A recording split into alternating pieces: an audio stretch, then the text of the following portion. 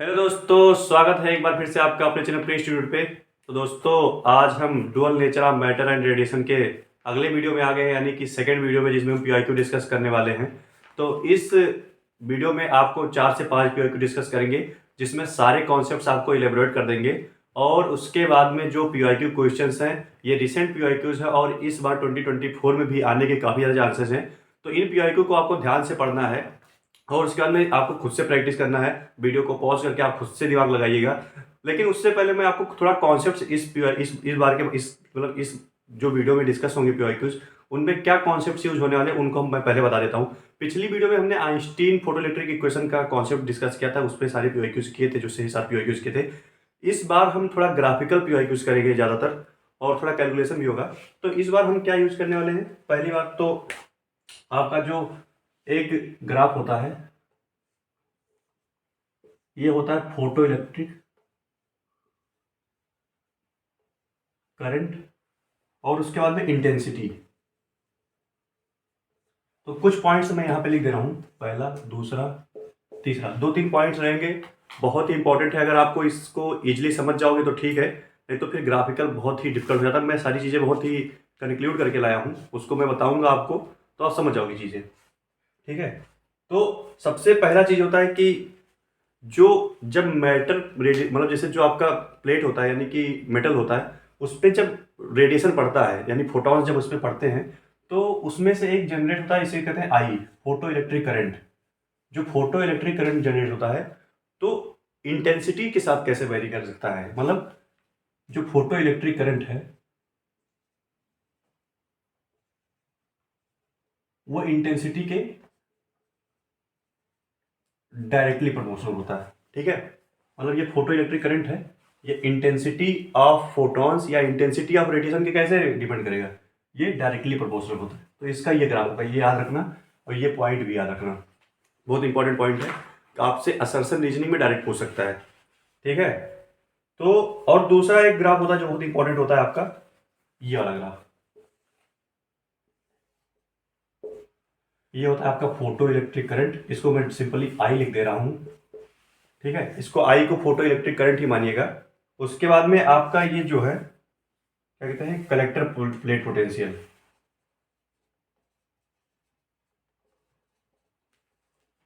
मतलब कि जो आपका प्लेट है, मतलब जो आपका कलेक्टर प्लेट है, जिसपे कि आपके जो इलेक्ट्रॉन्स निकल रहे हैं उससे, मेटल से, उस पे जिसपे हम कलेक्ट कर रहे हैं, उसका पोटेंशियल ये होता है। ठीक है। उस प्लेट का पोटेंशियल इस एक्सिस पे है। तो यहाँ पे इधर तो नेगेटिव पोटेंशियल होगा, इधर पॉजिटिव होगा। तो यहाँ पे आपका ये ऐसे ग्राफ बनेगा। ठीक है। और ये जो है आपका, ये I1 है, ये I2 है, ये I3 है। ठीक है। ये जो है, ये वेरिएशन ऑफ इंटेंसिटी है। ठीक है। उसके बाद में ये जो है, ये है B0, इसको कहते हैं स्टॉपिंग पोटेंशियल। ठीक है। ये इंटेंसिटी 1 है, इंटेंसिटी 2 है, इंटेंसिटी 3 है। ठीक है। यानी कि इसका मतलब ये है कि जब हम प्लेट पे, मतलब जैसे हम उस पे मेटल पे कोई भी रे डालेंगे या कोई भी मतलब रेडिएशन डालेंगे, तो उससे कुछ इलेक्ट्रॉन्स इजेक्ट होंगे। इलेक्ट्रॉन्स इजेक्ट होंगे, तो जिस प्लेट पे हम उसको कलेक्ट कर रहे हैं, जिससे कि एक पाथ बन रहा है, जिससे कि करंट फ्लो हो रहा है, तो जिस प्लेट में मान लो यहाँ से इलेक्ट्रॉन निकले हैं और इस प्लेट पे हम इलेक्ट्रॉन्स को कलेक्ट कर रहे हैं। ठीक है। तो यहाँ से इलेक्ट्रॉन्स निकल के इधर जा रहे हैं, सारे जा रहे हैं, जिससे कि पाथ कंप्लीट हो रहा है, और पाथ कंप्लीट होने की वजह से आपका क्या कह रहे हैं, करंट फ्लो हो रहा है। अब हम चाहते हैं कि ये इलेक्ट्रॉन्स जो यहाँ प्लेट पे पहुंच रहे हैं, जिनको हम स्टोर कर रहे हैं, जिनको हम कलेक्ट कर रहे हैं कलेक्टर प्लेट पे, ये इलेक्ट्रॉन्स हमारे पास ना आए। तो सोचो, इलेक्ट्रॉन का भी नेगेटिव चार्ज होता है, तो हम क्या करेंगे, यहाँ पे भी नेगेटिव चार्ज लगा देंगे। नेगेटिव चार्ज हो जाएगा तो ये रिपेल करेगा, यानी कि यहाँ पे नहीं आएगा। तो नेगेटिव चार्ज थोड़ा लगाएंगे तो थोड़े कम इलेक्ट्रॉन आने लगेंगे, फिर थोड़ा और लगाएंगे तो थोड़े फिर कम, बहुत कम इलेक्ट्रॉन आने लगेंगे। उसके बाद में एक इतना नेगेटिव चार्ज लगा देंगे कि जिसके बाद में यहाँ पे इलेक्ट्रॉन सारे रिपल्ड हो जाएंगे, यहाँ पे एक भी इलेक्ट्रॉन नहीं पहुंचेगा। तो उस पोटेंशियल को हम क्या कहते हैं, स्टॉपिंग पोटेंशियल। ठीक है। उस पोटेंशियल को क्या कहते हैं, स्टॉपिंग पोटेंशियल। जो हाईएस्ट नेगेटिव पोटेंशियल होता है, जिसके बाद में कोई भी इलेक्ट्रॉन कलेक्टर प्लेट पोटेंशियल पे नहीं पहुंचता है, उसे कहते हैं स्टॉपिंग पोटेंशियल। आई होप समझ में आ रहा होगा आपको। एक बार वीडियो रिवाइंड करिएगा, जो कि मैंने समझाया, सारी बातें सुनिएगा, बहुत अच्छे से समझ आ जाएगा। अब बहुत लोग पूछेंगे कि भैया इंटेंसिटी कोई लेस, मतलब I1 जो यहाँ पे है, I3 है, ये I2 से बड़ा है और I1 से भी बड़ा है। I3 सबसे बड़ा है, I2 फिर उससे छोटा है, I1 सबसे छोटा है, मतलब I3 की इंटेंसिटी सबसे ज़्यादा है इसकी। लेकिन यहाँ पे देखो क्या है, स्टॉपिंग पोटेंशियल सबके लिए सेम है, चाहे तो इसका क्या मतलब हुआ कि जो आपका स्टॉपिंग पोटेंशियल है वो इंटेंसिटी पे डिपेंड नहीं करता है। ठीक है, समझ में आ गया कि स्टॉपिंग पोटेंशियल इंटेंसिटी पे डिपेंड नहीं करता। ये सारी चीज़ें मैं आपको बता दे रहा हूँ कि अगर आपको नहीं पता है तो आपको पीआईक्यू करने में ईजी पड़ेगा। अगर आपको ये सारी चीज़ें आती है, ये सारी कॉन्सेप्ट आते हैं, तो डायरेक्ट आप पीआईक्यू पे बढ़ सकते हो। 7-8-10 मिनट वीडियो आगे कर लो, पीआईक्यू पे डायरेक्ट जाओ, क्वेश्चन सॉल्व करो, क्योंकि टाइम नहीं वेस्ट करना है। लेकिन अगर नहीं आता है तो ध्यान से सुनो यहाँ पे जो मैं बता रहा हूँ। ठीक है, तो आपका जो है इंटेंसिटी है वो स्टॉपिंग पोटेंशियल पर नहीं डिपेंड करता, या स्टॉपिंग पोटेंशियल इंटेंसिटी पे नहीं डिपेंड करता है। ठीक है, अब देखो, ठीक है, इधर रिटार्डिंग पोटेंशियल भी कह सकते हो, स्टॉपिंग पोटेंशियल भी कह सकते हो। और एक ग्राफ होता है आपका ये वाला, ये वाला से एक मीम याद आया, लेकिन अभी मीम का टाइम नहीं है, तो आज हमने सॉल्व किया ये वाला मीम है। ठीक है, तो वो याद आ गया तो हंस दिया इसलिए। एक ग्राफ आपका होता है ये वाला, फिर ये वाला याद आ रहा है। इधर थोड़ा वीडियो कट जाएगा इसलिए इधर बनाते हैं। ठीक है, ये देखो, एज यूजुअल इधर फोटो इलेक्ट्रिक करंट है, इधर आपका कलेक्टर प्लेट पोटेंशियल है। ठीक है, इधर कलेक्टर प्लेट पोटेंशियल है। उसके बाद में अब हम क्या कर रहे हैं, इंटेंसिटी नहीं वेरी कर रहे हैं, अब हम क्या कर रहे हैं, फ्रीक्वेंसी वेरी कर रहे हैं। फ्रीक्वेंसी वेरी करने पे स्टॉपिंग पोटेंशियल पे क्या इफेक्ट पड़ेगा ये देखते हैं। तो जब हम फ्रीक्वेंसी वेरी करते हैं, इंटेंसिटी सेम रखते हैं, फ्रीक्वेंसी वेरी करते हैं, तो हमने क्या देखा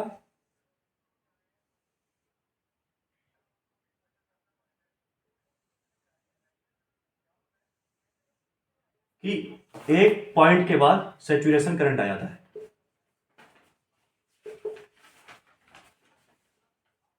सैचुरेशन करंट आ जाता है। ठीक है, जबकि ये होता है -B03, -B02, -B01।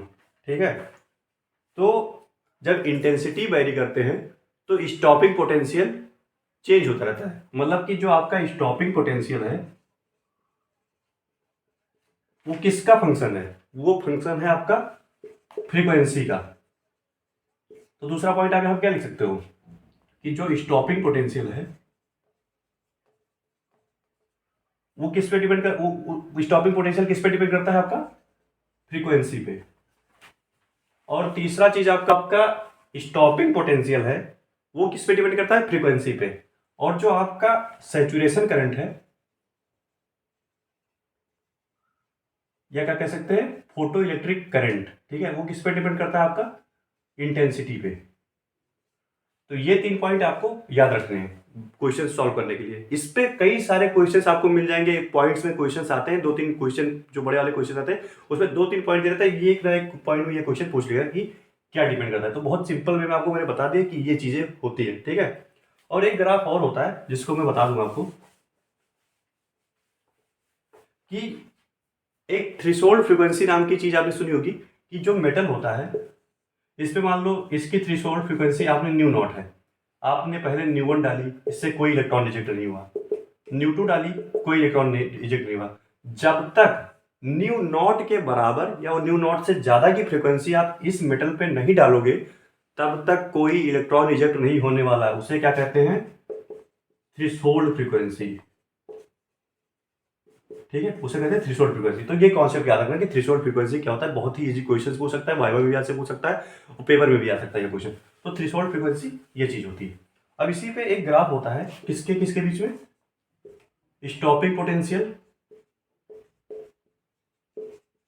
Stopping potential और फ्रीक्वेंसी। फ्रीक्वेंसी और स्टॉपिंग पोटेंशियल के बीच में एक ग्राफ होता है जो कि ये होता है। ठीक है, अब ये ग्राफ कैसे इसको वेरीफाई करोगे, जो ये पे है, जो ये है इसे कहते हैं न्यू नॉट। क्या कहते हैं, न्यू नॉट। न्यू नॉट मतलब थ्रेशोल्ड फ्रीक्वेंसी। ठीक है, ये मेटल का ग्राफ है, मेटल ए। ठीक है, तो ये ग्राफ होता है, ये इसे कहते हैं थ्रेशोल्ड फ्रीक्वेंसी। तो मतलब कि अगर मान लो यहाँ से इतना फ्रीक्वेंसी नहीं दोगे तो उससे मेटल से इलेक्ट्रॉन नहीं रिजेक्ट होगा। मान लो आपने फ्रीक्वेंसी यहाँ पे था, ठीक है, तो आपका क्या कहते हैं, मतलब जो स्टॉपिंग पोटेंशियल था जीरो था, मतलब कि यहाँ पे कोई इलेक्ट्रॉन इजेक्ट हुआ। लेकिन जब यहाँ पे पहुंचा तो इलेक्ट्रॉन इतने इजेक्ट हो गए कि करंट डायरेक्टली बढ़ गया। ठीक है, तो ये होता है। अब ये ग्राफ आपको रटने मैक्सिमम यही 3 पॉइंट ज़्यादातर सबसे ज़्यादा आता है, तो याद करना है आपको। ठीक है, एक सेकंड में देख लूँ रिकॉर्डिंग चल रहा है कि नहीं। हाँ, तो रिकॉर्डिंग अच्छे से चल रहा है। अब चढ़ते हैं PYQs पे। तो कुछ क्वेश्चन लाए हूँ जिनको जल्दी करने हैं, तो 10 मिनट की वीडियो तो इसी कॉन्सेप्ट में समझाने में हो गई है। बट अब PYQ बहुत जल्दी जल्दी सॉल्व करना चाहेंगे, क्योंकि 5 PYQ में लाया हूँ और सोच रहा हूँ 5 करवा के ही जाऊँगा। तो वीडियो 30-35 मिनट की हो जाएगी, लेकिन आपको देख के जाओगे तो बहुत फायदा होगा। अब पहला क्वेश्चन है, increase in the intensity of the radiation, increase in the intensity of radiation causing photoelectric emission from surface does not affect maximum kinetic energy of the photoelectric electron explain। कह रहा है कि जो आपकी इंक्रीज इन द इंटेंसिटी है, ठीक है, वो मतलब इंटेंसिटी आप इंक्रीज कर रहे हो रेडिएशन की, तो फोटो इलेक्ट्रिक एमिशन है सरफेस से, उसमें आपके जो फोटो इलेक्ट्रॉन्स हैं उनकी स्पीड को, मैक्सिमम काइनेटिक एनर्जी को नहीं इफेक्ट करता है। मतलब इंटेंसिटी है ये मैक्सिमम काइनेटिक एनर्जी को नहीं इफेक्ट करता है, इसको एक्सप्लेन करो। तो अभी मैंने क्या बताया था कि जो इलेक्ट्रॉन्स हैं, जब इलेक्ट्रॉन्स इजेक्ट होते हैं तो इनके पास कुछ वेलोसिटी होती है, और वो जो मैक्सिमम काइनेटिक एनर्जी है वो कैसे होती है, EB0। अभी मैंने पहले बताया है कि जो मैक्सिमम काइनेटिक एनर्जी है या स्टॉपिंग पोटेंशियल है वो किस पे डिपेंड करती है, वो डिपेंड करती है आपकी फ्रीक्वेंसी पे। और जो इंटेंसिटी होती है, इंटेंसिटी से क्या डिपेंडेंट होता है, इंटेंसिटी से आपका करंट डिपेंडेंट होता है। ठीक है, तो अगर आपका फ्रीक्वेंसी चेंज करते तब तो कह सकते थे कि मैक्सिमम काइनेटिक एनर्जी चेंज होगी या कुछ होगा, लेकिन यहाँ पे कह रहा है इंटेंसिटी चेंज हो रही है। तो इंटेंसिटी से तो भाई कोई करंट, वो स्पीड रिलेटेड चीज या मैक्सिमम काइनेटिक रिलेटेड चीज है नहीं, तो आप इसको डायरेक्टली एक्सप्लेन कर सकते हो। तो एक क्वेश्चन ये हो गया। दूसरा पार्ट आपका है, फर्स्ट पार्ट तो इजी था, जो मैंने आपको 3 पॉइंट दिए थे उसी में से देखो क्वेश्चन है, पिछले साल का क्वेश्चन है। अब सेकेंड पार्ट का क्वेश्चन है कि photon emitted from the deexcitation from the first excited level to the ground state. मान लो ये कोई हाइड्रोजन एटम है, ठीक है, ये मान लो कोई हाइड्रोजन एटम है, ठीक है, और ये मान लो फर्स्ट एक्साइटेड स्टेट है, ये ग्राउंड स्टेट है। ठीक है, इसको कह सकते हो आप 1, इसको कह सकते हो आप क्या कह सकते हो 2, मतलब n is equal to 1, n is equal to 2। ठीक है, तो यहां से इलेक्ट्रॉन आपके यहां पे आ रहा है, डी एक्साइटेशन हो रहा है, मतलब पहले एक्साइट हो गया, उसके बाद में डी एक्साइटेशन, मतलब n is equal to 2 to n is equal to 1 पे आपका इलेक्ट्रॉन आ रहा है, ग्राउंड स्टेट पे इलेक्ट्रॉन आ रहा है। हाइड्रोजन एटम है, हाइड्रोजन इज यूज्ड टू। अब इसी से जो यहां से जो फोटोन निकलेगा, जब डी एक्साइटेशन होता है तो एक रेडिएशन निकलता है, फोटोन निकलता है, इससे एक मेटल पे आपको इल्यूमिनेट कराया जाता है। ठीक है, use to irradiate a photo cathode in which stopping potential is 5 volt. अब स्टॉपिंग पोटेंशियल 5 वोल्ट है, ठीक है, V नॉट कितना है, 5 वोल्ट है। Calculate the work function of the cathode. अब इसका वर्क फंक्शन क्या होगा, 5 नॉट आपका क्या होगा, तो ये बताना है। क्वेश्चन समझ में आया कि n इज इक्वल टू 2 से इलेक्ट्रॉन यहाँ पे डिक्साइड होता है n इज इक्वल टू 1 पे, उससे एक रे निकलती है, रेडिएशन वो निकलता है, वो जाके इस मेटल पे टकराती है जिसका स्टॉपिंग पोटेंशियल 5 वोल्ट है, तो उसका वर्क फंक्शन क्या होगा। अब कैसे सॉल्व करेंगे इसको, तो यहाँ से जो निकली है रेडिएशन, सबसे पहले तो उसकी एनर्जी निकलनी पड़ेगी। अब उसकी एनर्जी कैसे निकालोगे, ठीक है, तो एक फॉर्मूला होता है आपका En is equal to -13.6 upon N square. यहाँ पे शायद जेड स्क्वायर होता है, थोड़ा कंफ्यूजन है, लेकिन जेड स्क्वायर शायद होता है, लेकिन जेड इज इक्वल टू तो 1 है, तो जेड इज इक्वल टू 1 है, तो हो जाएगा -13.6 अपॉन एन स्क्वायर। अब जब n इज इक्वल टू 2 रखोगे तो -13.6 अपॉन 4, E2 क्या हो जाएगा, ये हो जाएगा 3.4 इलेक्ट्रॉन वोल्ट। समझ में आया? पहले इसके लिए हमने क्या किया, एनर्जी निकाल लिया कि इस ऑर्बिट में क्या एनर्जी होगी। तो इसका फॉर्मूला था -13.6 Z square upon N square, लेकिन Z equal to 1 hydrogen atom है, तो -13.6 अपॉन एन स्क्वायर। ठीक है, तो -13.6 अपॉन 4 या E2 की वैल्यू आ गई -3.4 इलेक्ट्रॉन वोल्ट। अब ऐसे इसका निकाल लेंगे, E1 इक्वल टू -13.6 अपॉन 1, तो ये हो जाएगा -13.6 इलेक्ट्रॉन वोल्ट। अब देखो, जो एनर्जी इसकी होगी रेडिएशन की, यानी कि जो एनर्जी, जो रेडिएशन निकला है उसकी एनर्जी कैसे होगी, इन दोनों की एनर्जी माइनस होगी। ठीक है, अब सब लोग पूछ रहे होंगे कि भैया इसमें से एनर्जी जिसकी बड़ी होगी उसमें से छोटे को माइनस कर देंगे। ठीक है, तो E2 माइनस E1 होता है, डेल्टा E आपका हो जाएगा E2 माइनस E1। तो E2 यहाँ पे कितना है, -3.4 माइनस और माइनस प्लस हो जाएगा 13.6, ये हो जाएगा आपका कितना आ रहा है आंसर, 10.2 इलेक्ट्रॉन वोल्ट। इसमें मैं E2 यहाँ पे -3.4 रख दिया, माइनस था पहले से और एक माइनस यहाँ था, तो माइनस माइनस प्लस हो गया 13.6, तो इसका आ गया 10.2 इलेक्ट्रॉन वोल्ट। मतलब जो रेडिएशन निकला है उसकी एनर्जी कितनी है, 10.2 इलेक्ट्रॉन वोल्ट। ठीक है, अब एक फॉर्मूला तो आपको पहले भी पता था कि वो अभी जानते होंगे कि E इज इक्वल टू होता है phi naught plus K E max. ठीक है, ये तो पता ही है। अब इसके बाद में E is equal to phi plus K E max है, E की वैल्यू तो 10.2 है और फाई नॉट हमें निकालना है, वर्क फंक्शन। और काइनेटिक एनर्जी मैक्सिमम की वैल्यू क्या होती है, ई बी नॉट। ठीक है, तो 10.2 is equal to phi naught plus E V naught कितना हो जाएगा, बी नॉट की वैल्यू 5 है, तो 5 इलेक्ट्रॉन वोल्ट। तो phi naught is equal to हो जाएगा 10.2 माइनस 5, ये हो जाएगा कितना हो जाएगा 5.2। तो फाई नॉट की वैल्यू कितनी आई, तो ये हो जाएगा आंसर आपका। बहुत इजी सा क्वेश्चन था।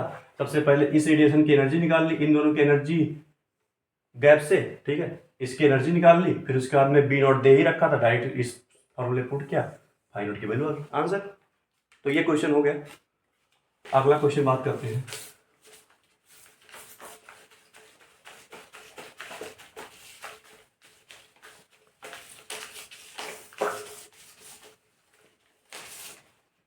अभी बज रहे हैं रात के 4 और मैं लेक्चर शूट कर रहा हूँ। ठीक है, तो अगर आपको थोड़ा सा भी वीडियो पसंद आता है, और ठंडी का मौसम है इस टाइम, आज है कितनी, 8 जनवरी, लेकिन आज हो गई चुकी है 9 जनवरी, क्योंकि रात के 4 बज रहे हैं। तो अगर आपको वीडियो अच्छी लग रही है, थोड़ा सा भी मेरा लग रहा है, तो वीडियो को लाइक कर देना, चैनल को सब्सक्राइब कर देना। ये कोई कॉम्प्लीमेंट नहीं है, बस कह रहा हूँ। बाकी अगर अच्छा नहीं लगे तो नीचे कमेंट करना कि भैया ये दिक्कत है या ये गलती हुई है आपसे। मैं अपनी गलती हमेशा एक्सेप्ट करने को तैयार रहूँगा। ठीक है, चलिए अगला क्वेश्चन बढ़ते हैं, टाइम ज़्यादा नहीं देना है। ठीक है, ये वाला क्वेश्चन बहुत ही इजी है। कह रहा है कि एक लाइट है जिसका वेवलेंथ है कितना, 2000 एंगस्ट्रॉम। ठीक है, लाइट की वेवलेंथ कितनी है, 2000 एंगस्ट्रॉम, और फाई नॉट कितना है, और 4.2 इलेक्ट्रॉन। फाई नॉट जानते हो क्या होता है, वर्क फंक्शन। ठीक है, फाई नॉट वर्क फंक्शन याद रखना। पहला क्वेश्चन क्या है, kinetic energy in electron volt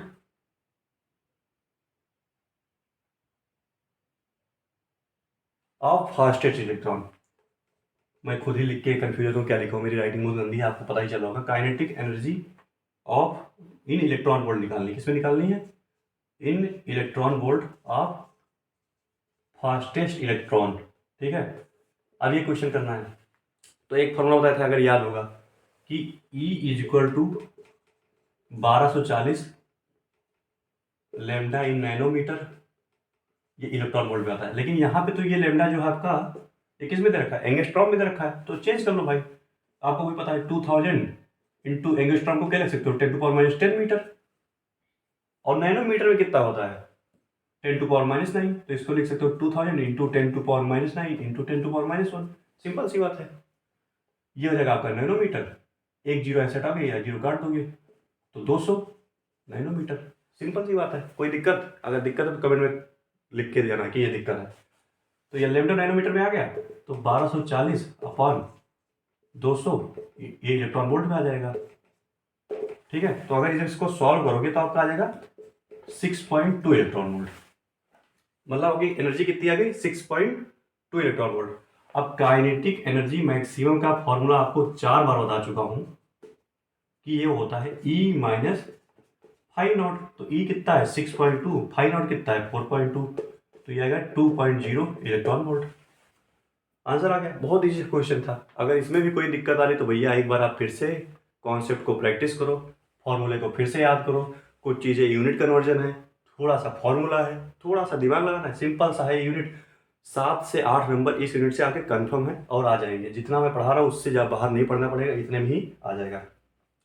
दूसरा क्वेश्चन क्या करा है, change in energy of the emitted electron if the intensity of light with same wavelength is double. कह रहा change in energy of the emitted electron if the intensity of light. अब फिर वही simple question कह रहा है कि change in the energy of the emitted electron,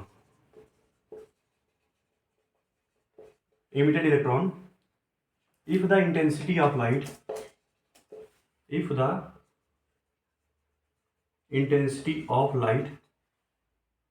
with same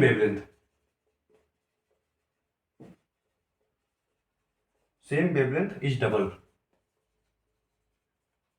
कह रहा है कि अगर इंटेंसिटी डबल कर दी जाए, वेवलेंथ सेम है, तो क्या चेंज होगा एमिटेड इलेक्ट्रॉन की एनर्जी में। भाई सिंपल सी बात है, 4 बार बता चुका हूं कि इंटेंसिटी से एनर्जी पे कोई फर्क नहीं पड़ता है। फर्क किससे पड़ता है, फ्रीक्वेंसी से, इंटेंसिटी से नहीं। इंटेंसिटी से केवल करंट पे फर्क पड़ता है, जो फोटो इलेक्ट्रिक करंट है उस पे फर्क पड़ता है। तो इस पे कोई फर्क, नो इफेक्ट लिख दो आंसर, ठीक है, नो इफेक्ट आंसर आ जाएगा। तो एक क्वेश्चन और हो गया। अब अगले क्वेश्चन की तरफ बढ़ते हैं। वीडियो अच्छी लगी हो तो लाइक कर देना। बाकी कैसी तैयारी चल रही है, कितना प्रिपरेशन हो चुका है, कमेंट में बता देना। क्या चाहिए अभी हेल्प, क्या मैं कर सकता हूँ आपके लिए, वो भी बता देना कि भैया ये पढ़ा दो, ये टॉपिक मुझे नहीं आ रहा है, ये दिक्कत आ रही है क्लास 12th में, बोर्ड में अच्छे करके आना। भाई सारा कॉन्फिडेंस आ जाएगा, ठीक है। ठीक है, अब तीसरा क्वेश्चन आपका है। अभी तो 1 2 3 क्वेश्चन में कराऊंगा, अभी 15-20 मिनट और लगेंगे। वीडियो देखते रहो ध्यान से, जितने क्वेश्चन करा दूंगा उससे बाहर बहुत ही एनालाइज करके सारी चीज़ें बना रहा हूँ। मैं खुद 3 से 4 घंटे इस चीज़ों के लिए दे रहा हूँ कि आपकी चीज़ें अच्छी हो जाए। तो कि सोच लो कितना एनालाइज करें। आपको वो फालतू जो एनालाइजेशन है या सारी किताबों के थ्रू जाना है, वो कुछ नहीं जाना पड़ेगा। यहाँ जो देखोगे इससे बाहर कहीं नहीं जाना पड़ेगा। ना कोई किताब उठानी पड़ेगी, ना कोई क्वेश्चन पेपर, ना कोई सारी प्रीवियस ईयर के मैं देख के आऊँ 70-80 क्वेश्चन देखता हूँ, फिर उसमें से देखता हूँ कि कौन कौन से टॉपिक सेम आ रहे हैं, कौन कौन से कवर करने, कौन कौन से नहीं। तो वीडियो लाइक कर देना, चैनल को सब्सक्राइब कर देना, यही कहूँगा बार बार। थोड़ा सपोर्ट की ज़रूरत है, बाकी सब अच्छा है। अब ये क्वेश्चन है, ये क्वेश्चन अच्छा है, इसको ध्यान से देखना, ठीक है। मैं भी थोड़ा एनर्जी डाउन लग रहा हूँ, सुबह के 4 बज रहे हैं, थोड़ा मैं भी कोडिंग वोडिंग करके आया हूँ अभी, तो एनर्जी थोड़ी डाउन लगेगी। बट हर वीडियो में अगर आपका लाइक, आपका कमेंट, आपका सब्सक्राइब आ रहा है तो एनर्जी अप होती ही जाएगी, कोई दिक्कत नहीं है,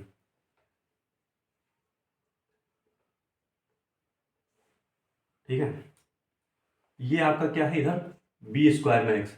अब बहुत लोग देखेंगे बी स्क्वायर मैक्स तुरंत डर जाएंगे, भैया बी स्क्वायर मैक्स क्या है, और इसके बारे में तो हमने सुना भी नहीं कि v square max versus frequency की ग्राफ प्लॉट हो गई, ये तो हम जानते भी नहीं। बहुत ईजी, मैं बता रहा हूँ उतना ही करना है।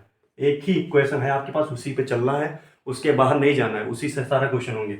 एन हो गया, इधर आपका एल हो गया, ये जो इंटरसेप्ट है एल है, ये इंटरसेप्टेड एन है, ठीक है।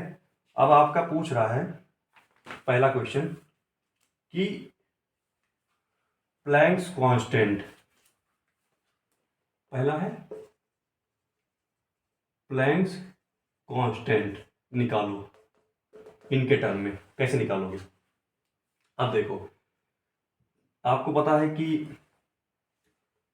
काइनेटिक एनर्जी मैक्सिमम क्या होता है, H nu minus nu not आता है। यहां तक कर लोगे कि ये भी स्टार्टिंग से बताओ, ये तो कर लोगे sir. H nu minus h nu not होता है, एच कॉमन है, H nu minus nu naught, ठीक है। ई माइनस फाइव नॉट होता है, जो फाइव नॉट होता है वर्क फंक्शन होता है, ई होता है आपका एनर्जी होता है एच न्यू, और फाइव नॉट की वैल्यू होती है एच न्यू नॉट। इतना समझ में आ गया, कोई दिक्कत है, ठीक है। अब काइनेटिक एनर्जी मैक्सिमम क्या होता है, 1/2 m v square max, m v square max. Kinetic energy maximum उससे लिख सकते हो 1/2 m v square max, h nu minus nu naught, ठीक है, समझ में आया। तो ये हो जाएगा 1/2 m v max square is equal to h nu minus h nu naught, ठीक है। बी स्क्वायर मैक्स इधर रखो, तो ये हो जाएगा 2h/m new minus 2h/m new not. समझ में, इतना समझ में आ गया, क्योंकि बस सिंपली डिवाइड कर दिया उधर ले जाके, ठीक है। अब इसके बाद में देखो ये किसका इक्वेशन बन गया, स्ट्रेट लाइन का बन गया, ये इक्वेशन आ गया। तो इसमें जो स्लोप है आपका, ये स्लोप है, ये स्लोप है, ये दोनों सेम ही है। तो इसमें जो स्लोप है, ये वाला स्लोप, यही स्लोप बताता है। तो स्लोप की वैल्यू क्या हो जाएगी, 2h/m, ठीक है। अब देखो स्लोप की वैल्यू 2h/m आ गई। अब यहां से अगर स्लोप देखोगे, इस ट्रायंगल को निकाल लोगे ऐसे, ठीक है, ऐसे निकालोगे इस ट्रायंगल को, ठीक है। तो अगर इस ट्रायंगल को निकालो तो n हो जाएगा, l हो जाएगा, और ये थीटा है, तो tan theta is equal to p/b perpendicular by base, तो l/n, ठीक है। तो आपका हो जाएगा l/n is equal to 2h/m, तो h निकालना है, तो h इज इक्वल टू हो जाएगा क्या, ml/2n, ठीक है। तो h की वैल्यू ये आ गई, तो पहला आंसर आपका आ गया। सिंपल सा था, केवल फॉर्मूला यूज करना था, उसके बाद में स्लोप निकाल के कंपेयर कर देना, सिंपल सी बात है, ठीक है। तो ये आ गया। अब दूसरा क्वेश्चन क्या पूछ रहा है, दूसरा क्वेश्चन आपसे कह रहा है, पॉज करके नोट कर लेना भाई, क्योंकि टाइम नहीं ज़्यादा, मैं बैठ के पॉज करूँ फिर उसके बाद में करूँ। किसी को कुछ डाउट है तो कमेंट सेक्शन में पूछ लेना। दूसरा क्वेश्चन है कि वर्क फंक्शन, दूसरा क्या है, वर्क फंक्शन को कैसे करोगे, ठीक है। तो वर्क फंक्शन आपको पता है क्या होता है, phi is equal to h nu naught, ठीक है। अब फाई इज इक्वल टू आपका होता है एच न्यू नॉट। अब आपको ये भी मैंने बताया था, जो एक ग्राफ अभी स्टार्टिंग बताया था, जो कॉन्सेप्ट था, कि उसमें जब ये ग्राफ होता है, ठीक है, तो ये जो होता है यही होता है थ्रेशोल्ड फ्रीक्वेंसी। यहाँ पे देखो जो ये है, यही तो थ्रेशोल्ड फ्रीक्वेंसी आपकी एन हो जाएगी। तो थ्रेशोल्ड फ्रीक्वेंसी आपकी जो न्यू नॉट है वो एन हो गई, ये तो पहले बता चुका हूं ना। तो फाई इज इक्वल टू क्या हो जाएगा, एच एन, ठीक है। अब आपको एच की वैल्यू पता है पहले से ही ना, एच की वैल्यू क्या है, ml/2n, क्योंकि अभी तो सॉल्व किया था ना, और n से मल्टीप्लाई कर दो n, तो ml/2, ये किसकी वैल्यू हो गई, फाई की, ठीक है। तो ये क्वेश्चन भी सॉल्व हो गया, इजी क्वेश्चन था। अगर कोई डाउट है तो बताना, क्योंकि देखो सिंपल से फाई की वैल्यू आपको पता है, एच न्यू नॉट होता है वर्क फंक्शन की, न्यू नॉट आपको यहाँ से एन मिल जाएगा, क्योंकि एक ग्राफ में पहले बता चुका हूँ कि जो ये होता है यहाँ तक थ्रेशोल्ड फ्रीक्वेंसी होती है, क्योंकि इसी के बाद इलेक्ट्रॉन का इमिशन पॉसिबल होता है। तो phi is equal to h n, h की वैल्यू अभी निकाली ml/2n, 2n एन से एन कर, तो h is equal to phi is equal to ml/2। तो ये क्वेश्चन भी हो गया। ये क्वेश्चन अच्छा क्वेश्चन था, इसको आपको खुद से भी करना है, ठीक है। ऐसे क्वेश्चन अगर आपको कहीं और मिलते तो वो भी कर लेना। बाकी जितना मैं करा दे रहा हूँ उतना मोर देन सफिशिएंट है, बट आप अगर आप बाहर करना चाहते हो तो और अच्छी चीज़ है, आपके पास अगर टाइम है। बट मुझे जहाँ तक लगता है कि लोगों के पास टाइम की कमी होती है। अब एक क्वेश्चन, अगला क्वेश्चन है जो आपका तीसरा क्वेश्चन है, वो कह रहा है कि कुछ मेटल्स का वर्क फंक्शन दे रखा है, फाई आपका दे रखा है, कुछ मेटल्स है उनका फाई दे रखा है। सोडियम का दे रखा है 2.75 इलेक्ट्रॉन वोल्ट, पोटेशियम का दे रखा है आपका 2.3 इलेक्ट्रॉन वोल्ट, ठीक है। मॉलिब्डेनम का दे रखा है 4.17 इलेक्ट्रॉन वोल्ट, निकेल का दे रखा है 5.15 इलेक्ट्रॉन वोल्ट। ये वर्क फंक्शन दे रखा है, मेटल्स का वर्क फंक्शन पहले से आपको दे रखा है। अब कह रहा है which of these will cause photoelectric will cause photoelectric emission for radiation of wavelength. अब लैम्डा क्या दे रखा है 3300 एंगस्ट्रॉम, ठीक है, from a laser source placed 1 metre away. एक लेजर सोर्स है, ठीक है, एक मेटल है, इससे कितनी दूरी 1 मीटर दूरी पे रखा हुआ है, ठीक है। लेजर सोर्स 1 मीटर दूरी इस पे रखा हुआ है मेटल से। तो कह रहा है इस लैम्डा से कौन कौन सा मेटल इलेक्ट्रॉन एमिशन करेगा। तो सिंपल सी बात है, जो थ्रेशोल्ड फ्रीक्वेंसी, जिसकी थ्रेशोल्ड फ्रीक्वेंसी इस से कम होगी वो करेगा, ठीक है। मतलब इसकी एनर्जी, इसकी एनर्जी इसमें से जिस इलेक्ट्रॉन की थ्रेशोल्ड फ्रीक्वेंसी की वैल्यू से कम होगी उसको मतलब करेगा। अभी मैं समझाता हूँ, ये लैंग्वेज नहीं समझ आ रहा होगा, ठीक है। और कह रहा है कि अगर इस सोर्स को यहाँ ले आया जाए, कितने पे, 50 सेंटीमीटर, कह रहा है 50 सेंटीमीटर पे ले आ जाए अभी from this metal, what happens if the laser source is brought near and placed to this. अगर 50 सेंटीमीटर पे ले आ जाए तो क्या होगा, पहले 1 मीटर पे रखा हुआ है, लेमडा इतना है, तो ये मतलब किसमें से इजेक्शन हो रहा है ये पता करना है। फिर कह रहा है कि इसको चेंज करके 50 सेंटीमीटर पे ले जाए तो क्या होगा। ठीक है, कर लेते हैं। आपको पता है ना कि ई की वैल्यू कैसे निकालते हैं, 1240 अपॉन लेमडा इन नैनोमीटर, ये इलेक्ट्रॉन वोल्ट में आता है, लेकिन ये फिर से किस में दे रखा है, एंगस्ट्रॉम में। तो जब इसको नैनोमीटर में कन्वर्ट करोगे जैसे बताया था, तो आपका आ जाएगा 330 नैनोमीटर। तो 1240 बटा 330 ये आ जाएगा इलेक्ट्रॉन वोल्ट। अब इसको जब कैलकुलेट करोगे तो आपका आ जाएगा 3.75 इलेक्ट्रॉन वोल्ट। ठीक है, एनर्जी कितनी आ गई, 3.75 इलेक्ट्रॉन वोल्ट। इतना समझ आया। अब पहले इनकी भी एनर्जी निकालेंगे, सोडियम की अगर निकालोगे, ठीक है, तो 2.75 दे रखा है। अब देखो किस किस मेटल की एनर्जी से ये एनर्जी बड़ी है, तो सोडियम से बड़ी है, मतलब सोडियम से इलेक्ट्रॉन निकाल देगी। पोटेशियम से बड़ी है, पोटेशियम से निकाल देगी। लेकिन मॉलिब्डेनम से छोटी है, ठीक है, तो इससे नहीं निकाल पाएगी, इससे इजेक्शन पॉसिबल नहीं है। अगर ये वैल्यू इससे ज़्यादा होती तो इजेक्शन पॉसिबल होता, लेकिन इससे छोटी है तो इजेक्शन पॉसिबल नहीं है। इससे भी छोटी है भैया, तो इससे भी इजेक्शन पॉसिबल नहीं है। ठीक है, इतना समझ आया। तो दो केवल सोडियम एंड पोटेशियम से निकलेगा। अब दूसरा क्वेश्चन कि 1 मीटर से लेके 50 सेंटीमीटर कर दिया गया। तो आपको मैंने बताया था कि जब डिस्टेंस कम होगा, ठीक है, ये पहले भी बता चुका हूं कि जो आपकी इंटेंसिटी है,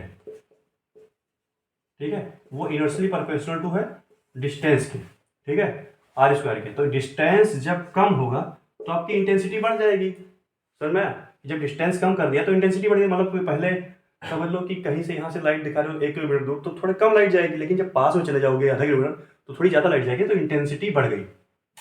अब इंटेंसिटी बढ़ गई तो इंटेंसिटी का रिलेशन केवल किससे होता है, फोटो इलेक्ट्रिक करंट से। मतलब अगर ये इलेक्ट्रॉन इमिशन हो रहा है तो यहाँ केवल फोटो इलेक्ट्रिक करंट बढ़ जाएगा, बल्कि यहाँ इलेक्ट्रॉन इमिशन नहीं हो रहा है। तो अब इंटेंसिटी थोड़े ना जाके इलेक्ट्रॉन इमिशन, वो तो थ्रेशोल्ड फ्रीक्वेंसी है, मतलब फ्रीक्वेंसी का काम है। फ्रीक्वेंसी बढ़ाओगे तो शायद इमिशन हो जाए, लेकिन इंटेंसिटी बढ़ाने से इमिशन नहीं होगा। तो सिंपल सा आंसर ये होगा कि भैया सोडियम एंड पोटेशियम में आपका फोटो इलेक्ट्रिक करंट बढ़ सकता है, बल्कि मॉलिब्डेनम और निकिल में कोई भी चेंज नहीं आएगा, किससे, इंटेंसिटी बढ़ाने से या लेजर को पास ले जाने से। तो आंसर यही होगा। ठीक है, ये क्वेश्चन भी हो गया। अब लास्ट क्वेश्चन करते हैं आज का।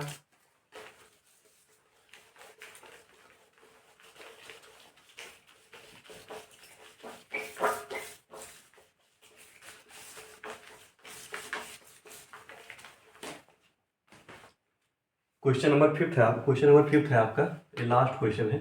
इसके बाद में आपको अलविदा कह देंगे। बहुत ही लंबी वीडियो होने वाली है, 35-40 मिनट की वीडियो हो चुकी होगी पहले, या जो भी हुई है मैं देख नहीं पा रहा हूँ। ठीक है, तो लास्ट क्वेश्चन है, स्केच द ग्राफ, मतलब ग्राफ बनाना है, showing variation of stopping potential with frequency of incident ray यार frequency of incident radiation for 2 photo electric metals A and B having threshold frequency nu A greater than nu B. कह रहा है कि एक sketch बनाओ, तो लो बना दिया। किसके किसके बीच में, किसके किसके बीच में बनाना है, थ्रेशोल्ड फ्रीक्वेंसी, स्टॉपिंग पोटेंशियल, और किसके बीच में, फ्रीक्वेंसी के बीच में। फ्रीक्वेंसी के बीच में ग्राफ आपको बनाना है 2 मेटल के लिए, ठीक है, जिनकी थ्रेशोल्ड फ्रीक्वेंसी आपकी क्या है, न्यू ए और न्यू बी। ठीक है, तो आपको ग्राफ बनाना है, इनकी थ्रेशोल्ड फ्रीक्वेंसी आपकी है न्यू ए और न्यू बी, जिसमें से बता रखा है कि न्यू ए जो है न्यू बी से बड़ा है। आप सबसे पहले की ग्राफ कैसे बनाएंगे, तो भैया देखो, पहले आता आपको पता है के मैक्स किसके बीच के बीच में, स्टॉपिंग पोटेंशियल और फ्रीक्वेंसी के बीच में बनाना है। के मैक्स इज इक्वल टू क्या होता है, ई क्यों होता है, H nu minus nu naught, ठीक है। अब यहाँ पे देखो, इसको क्या लिख सकते हो, e V h nu minus nu naught, ये स्टॉपिंग पोटेंशियल है बी, ठीक है। तो बी इज इक्वल टू हो जाएगा h upon e nu minus h upon e nu naught. ये किसका ग्राफ है, स्ट्रेट लाइन का ना, तो इसका मतलब स्ट्रेट लाइन पहले भी बता चुका हूँ कि इसमें स्टॉपिंग पोटेंशियल और फ्रीक्वेंसी में स्ट्रेट लाइन ग्राफ आता है, ठीक है। तो अब न्यू ये बड़ा है न्यू बी से, तो मान लो एक ग्राफ ऐसे हो गया, एक ग्राफ ऐसे हो गया, ठीक है। ये हो जाएगा आपका न्यू ए, ये आपका हो जाएगा न्यू बी, ठीक है। न्यू ए बड़ा है तो ये हो जाएगा आपका न्यू ए, ये हो जाएगा आपका न्यू बी छोटा है, मतलब ये यहाँ तक कितना है, ये इतना है पूरा, तो ये ही बड़ा होगा ना न्यू ए। अब सिंपल पहला क्वेश्चन है, in which case stopping potential is more and why, इन दोनों में किस केस में स्टॉपिंग पोटेंशियल ज्यादा है, ठीक है। तो यहां से लो, यहां से ऐसे पकड़ा, एक स्ट्रेट लाइन यहां से डाल दो, ठीक है। ये ट्रिक है, ये फ्रीक्वेंसी मान लो न्यू है। तो सबसे पहला क्वेश्चन कह रहा है कि दोनों में से किसके सेम फ्रीक्वेंसी के लिए किसमें स्टॉपिंग पोटेंशियल ज्यादा होगा। तो देखो भैया, जब न्यू फ्रीक्वेंसी दोनों की सेम है, for same frequency new, same frequency के लिए, ठीक है, इसका स्टॉपिंग पोटेंशियल मान लो ये है, इसका स्टॉपिंग पोटेंशियल मान लो ये है, मतलब बी का पोटेंशियल यहाँ पे सबसे ऊपर है, ए का पोटेंशियल इतना ही है। तो जो सेम फ्रीक्वेंसी के लिए बी का स्टॉपिंग पोटेंशियल ज़्यादा है ये से, ठीक है। तो पहला आंसर तो आपका ये हो जाएगा, ठीक है, V B is greater than V A. Simple सा ग्राफ से मैंने बता दिया आंसर, इसके अलावा इक्वेशन से भी बता सकते हो, ठीक है। और दूसरा क्वेश्चन क्या है आपका, दूसरा क्वेश्चन कह रहा है does the slope of graph, ये जो ग्राफ का स्लोप है depend on the nature of material used, कह रहा है जो स्लोप है ये डिपेंड करता है मटेरियल पे कि मेटल का क्या यूज किया गया था। Does the slope depend upon nature of material. तो देखो कैसे बताओगे इस क्वेश्चन को, इस क्वेश्चन का आंसर आप खुद से भी करना, क्या चलो अब मैं बता ही दे रहा हूं, लेकिन खुद से भी कर सकते हो। इसमें देखो स्लोप आपका क्या आ रहा है, एच बाई ई स्लोप आ रहा है ना। तो एच बाई ई में कोई मटेरियल की प्रॉपर्टी यूज है, ठीक है, नहीं यूज है ना, तो स्लोप नहीं डिपेंड करेगा क्योंकि एच बाई ई में कोई भी मटेरियल की प्रॉपर्टी नहीं है। तो ये क्वेश्चन हो गया आपका। बाकी अगर आपको वीडियो अच्छी लगी हो तो चैनल को सब्सक्राइब कर लेना।